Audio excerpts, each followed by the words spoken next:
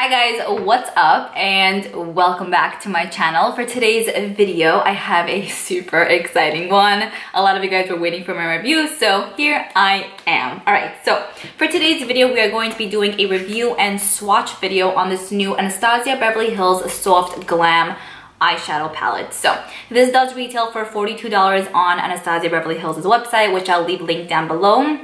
And it will be available on Ulta, Sephora, Macy's, and I think Beautylish on March 10th. So if you guys want to purchase it from those retailers, it will be available on March 10th. This palette is made in the USA, which is awesome, and it is cruelty-free as well. So once you take the palette out of its package, this is how it looks. It has a felt feel to it, and it is cardboard as well, just like her other palettes. If you guys are used to that, this is how this feels.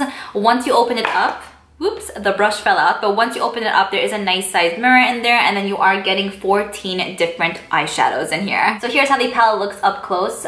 In here we are receiving 9 matte shades and 5 metallics. Alright, so firstly we're gonna get started with the swatches, then I'll discuss with you guys which shades in here are repeated shades, because there are about 4 shades in here that are repeated shades from other palettes, and then I'll discuss with you guys what I personally thought about the formula, the shade selection, and all that jazz. So let's get started. Alright, so here are the first 4 matte shades that I decided to swatch. So the first shade that we have here is called Tempura, and that is an ultra matte velvety beige. Next shade up we have is called Orange Soda, and that's an ultra matte pastel orange. Then we have the shade Mulberry, which is probably one of my favorite shades. It's an ultra matte burgundy color. And then we have the shade Noir, which is an ultra matte black.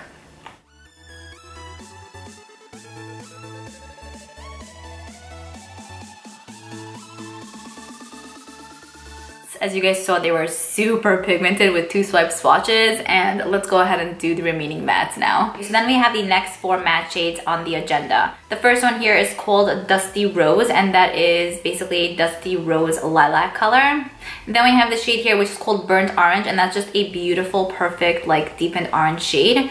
Then we have this shade right here which is called Sienna, and that is such a gorgeous matte terracotta. And then finally we have the shade called Rustic, which is a cinnamon brown shade. Alright, and then here's how they swatch.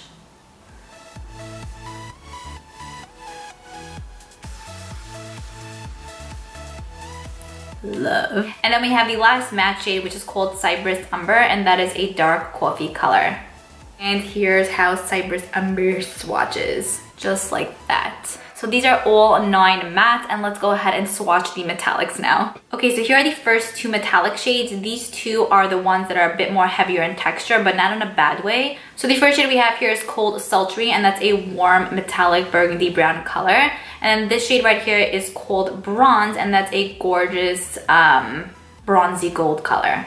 And here's how these guys swatch. I'll just do one swipe so you guys can see how hot they are. So nice. Alright, and then here are the remaining metallic shades. So the first shade we have here is called Glistening, and that is a gold with pink reflex to it. Then we have the shade in the middle which is called Fairy, and that is a gold. And then finally we have this shade right here which is called Rose Pink, and that is a rosy pink metallic shade. And so here's how the 3 remaining shades swatch.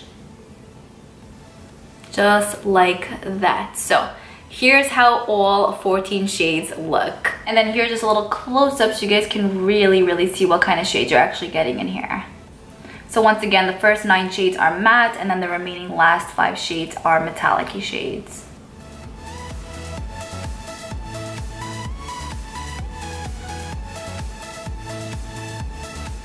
Okay, so firstly, to start off, you guys know that the sister palette to this is the Modern Renaissance palette, and then the Subculture palette as well. From these 2 palettes right here, this is definitely my favorite, and I'm not just saying that. You guys know that the Subculture was not my vibe at all. I felt like it was super crappy quality. That's just me personally. And then the Modern Renaissance palette, I thought it was nice, but it was never one of my favorites. I know a ton of people are obsessed with this, but for me, I was never like crazy over it. I was like, okay, it's nice. This baby right here is my jam, my life, something that I personally gave birth to. So the reason why I love this palette, firstly, they blend like a dream. Better than the Modern Renaissance palette, and 1,000 times better than the Subculture palette. Like, Each and every single shade in here is super beyond pigmented, but in a good, great way. You need a little bit and then you blend down in the crease and it looks so good. You put some of the metallic shades on the lid with a brush or with your finger and it looks bomb. With the matte shades, when you dip your brush in there, a little bit of kick up does come up, but nothing too major. You just tap off your brush and then just throw it in the crease and it looks amazing. With the metallic-y shades, I will say that even if I wet my brush and I applied the product on my eye with the brush that was wet, I still had a little bit of fallout over here, but nothing too major where I felt like I needed to take off my foundation. I just wiped it off and it was totally fine, so nothing too crazy. I found it interesting that on Anastasia's site, they describe the mattes as ultra matte, because it's like, if you think of a matte is a matte. But it's interesting to me that she described them as ultra mattes, which I think that I kind of understand the meaning of now, because these are beyond ultra matte. Like, you will not see any like specks of like glitter or anything in there. And then besides for that, beyond pigmented, like full on pigmentation.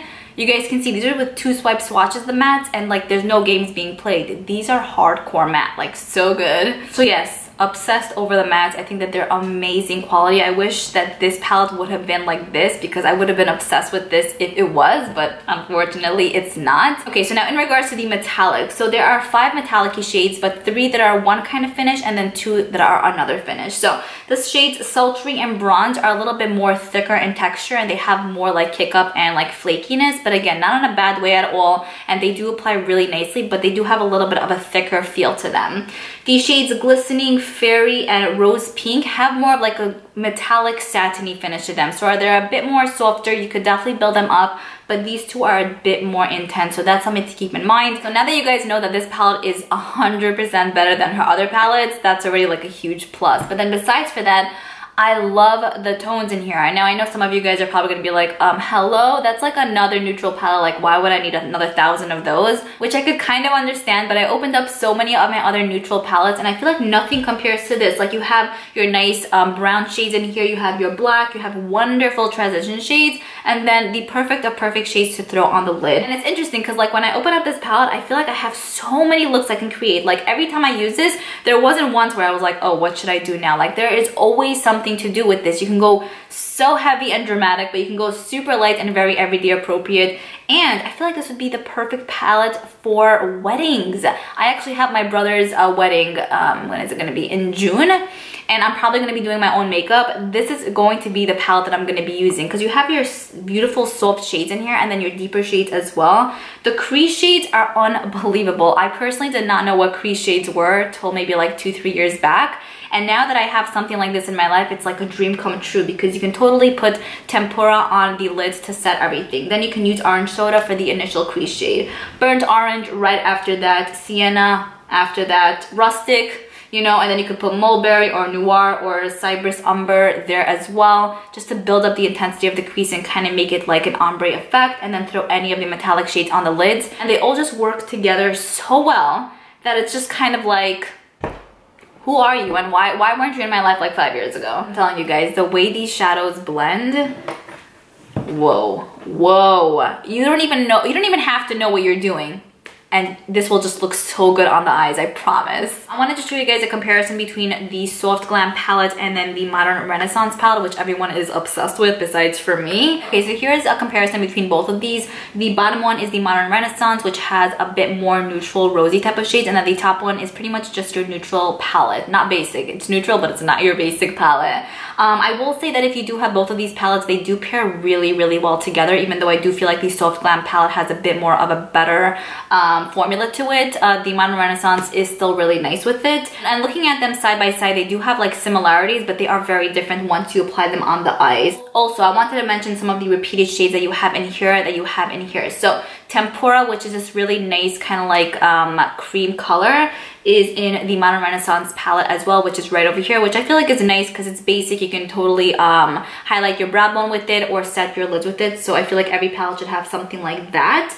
The next shade that is a repeat is the shade Burnt Orange, which looks just like that. Again, a really nice transition shade, and then we have it in the Modern Renaissance palette as well. Then what I will say also is this shade Cypress Umber in the Soft Glam palette is this really nice deepened coffee color, and then in the Modern Renaissance palette we also have the shade Cypress Umber, but it's this like bright orange shade, which I found was interesting. I don't know if they just switched the shade names or what the story was. I don't think my palette is like defective or anything, but that's something to keep in mind. One more repeated shade that I found was the shade Dusty Rose, which is more of like this cool toned rosy shade. I found it in the, whoops, this is the Artist palette, which was limited edition, so I don't believe you can even get your hands on it. Here's a side-by-side between the Artist palette and then the Soft Glam palette as well. Here we have the shade Dusty Rose, and then here we have the shade Dusty Rose as well. Also a really nice shade that you can just totally throw in the crease. And then the next and final shade that I found was a repeated shade, was a shade Noir, which is pretty typical, I will say, because like we can only use a black shade in palettes, and that I found in the World Traveler palette. Okay, so here's the Soft Glam palette once again, and then here is the World Traveler. We have the shade Noir right here, and then the shade Noir down here as well. And then also what I wanted to mention is the shade Burnt Orange. ABH does sell as a single. So if you have it as a single, then that's just another shade that is kind of a repeat. So you're technically getting 9 brand new shades and then 5 repeated shades if you have the other palettes, or if you have the shade Burnt Orange in the singular pan. And then also I forgot to mention that it does come with a dual-ended brush. So on this side you have more of a flat brush, and then on this side it's more of like a fluffy crease brush. I think that this is okay. The flat side is really nice for like the crease to get really detailed in there, or like the lower lash line. And the fluffy brush I felt like was a bit scratchy. It does work, but not my preferred like fluffy crease brush. But it's really nice that we still get this. I have like 20 of these. So just to recap, I do love this palette. I definitely think it's worth the $42. Even if you have a lot of neutrals in your life, this palette still stands out amongst others. Honestly, it's everything I wanted and more. Every single time I use this palette, there was not once where I felt like, ugh, screw this eye, like it looks terrible. Because I do have that with palettes sometimes, but with this one, it's kind of like, please get on my eyes. Every single shade, like, come on. Definitely let me know if you guys want me to recreate this look with this palette so you guys can see how these shadows actually work and perform. And I'll be more than happy to do that. But if you guys were contemplating on this, I will tell you that it is one of the best ones she released, personally, in my opinion. Better than the Modern Renaissance, better than the Subculture. It's so good. Like seriously, if you swatch these and apply them on your eyes, you're gonna be like, oh my god, this is like addicting. So that's pretty much it in regards to the Soft Glam eyeshadow palette. I hope you guys found this review helpful. If you have any questions, definitely let me know down below. If you guys enjoyed once again, and I will see you guys in my next video. Bye.